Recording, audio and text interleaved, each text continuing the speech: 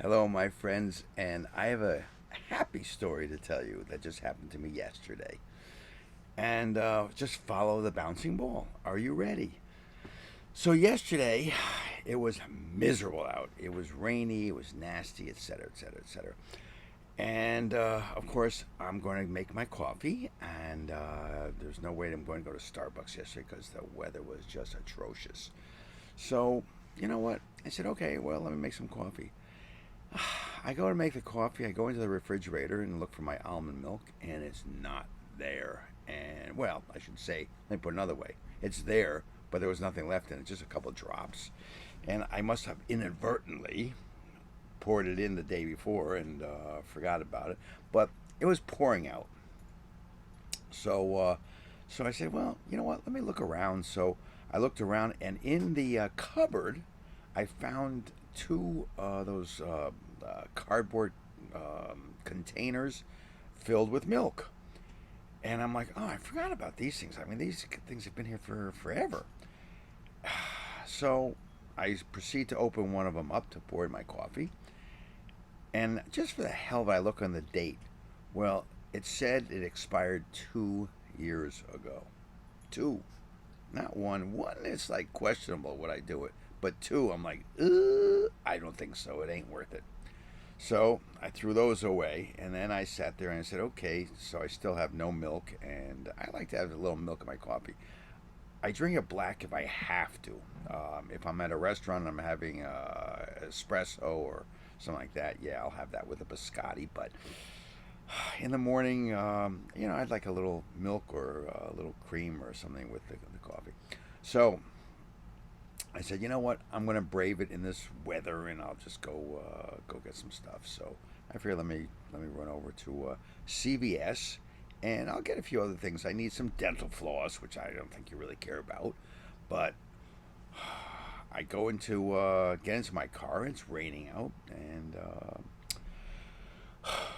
leave the garage and go to CVS on 14th Street. Get out of the car, and for some reason, I put my hand in my pocket to I don't know why to reach for the my wallet, and the wallet's not there. And I'm like, what the hell? Where's my wallet? So I'm looking in the car, can't find it anywhere in the car. I mean, I'm tearing the car apart, can't find it. And then I say to myself, it must have fallen out when I got into my car at the garage.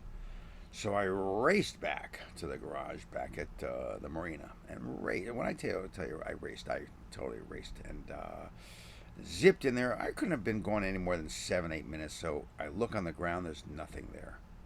I'm like, oh my god! Now I'm missing my wallet. Oh, so what's the first thing I do? Well, I call the credit card companies. Well, the first one I call is American Express, and instead of canceling the card, I said, "Can you put it on a 7-day hold?" Which they did for me. And then I was calling the other ones, and I'm on hold for Frontier Airlines card, and I'm waiting for them to answer. And next, lo and behold, phone rings, and I'm on the other line, and I say, well, let me see who it is. I get on the phone, and somebody says, "Are you Rick Sykes?" I said, "I sure am." And they said, "Oh, I have your wallet." Let me repeat that again. "Are you Rick Sykes?" "Sure am." "I have your wallet." Yes, I mean, because I wanted to hear him say it again also. Wow. I mean, do you know how thrilling that is when you know that you lost something and you're like, oh, God, what a pain in the neck is going to be to replace it?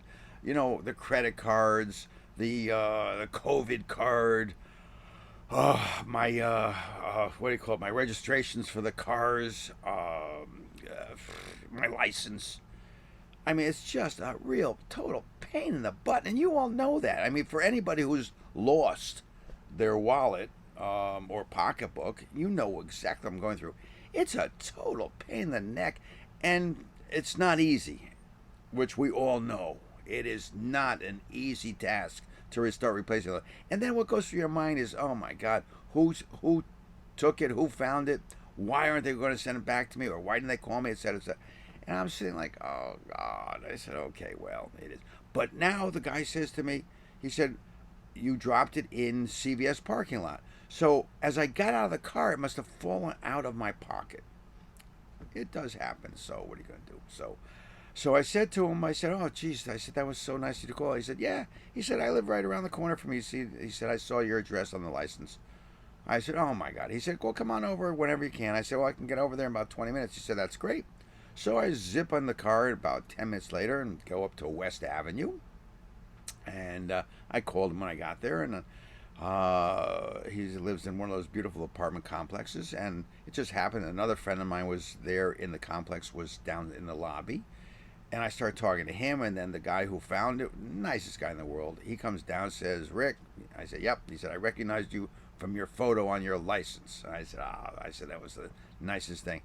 And what did I do? Because it was a guy, I said, "You know what? A guy who lives on West is not looking for money. He's just being just nice about it." So I brought him a bottle of champagne and two cigars. Why not? Well, he comes over, gives me the wallet, and I said, "Here." I said, "I just, please, I have to give you something for this because you were so nice and so honest." He said, "It's not necessary, seriously." He said, "But I got to tell you, I do drink champagne, and I like champagne, and I smoke cigars." Who would have known that? Am I right? Make a long story short, we talked for about, oh God, 15 minutes. This guy was a nice guy. I made a new friend, and that's important. And my old friend that was there, Robert, he was just patting me on the back like he always does. He's the nicest guy in the world. So, I mean, I really had a nice morning with, it could have been catastrophic, which you all know what I'm talking about. Try to replace your license, especially when they ask for two forms of ID. And I don't have two forms of ID. Do you? I don't know if you do, but if you're going to lose your license, make sure you have two forms of ID somewhere. I only have one. I have a passport and my license. Those are the two forms. And if the license is gone, I have one form. I mean, I know who I am, but it's just that they don't.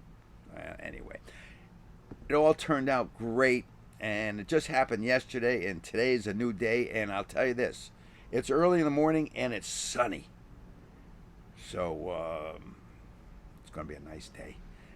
Everybody enjoy yourselves, take care, and great talking to you, and keep in touch, okay? And like I always say, have your friends subscribe to this channel, first of all, and second of all, if you have any questions, ask me.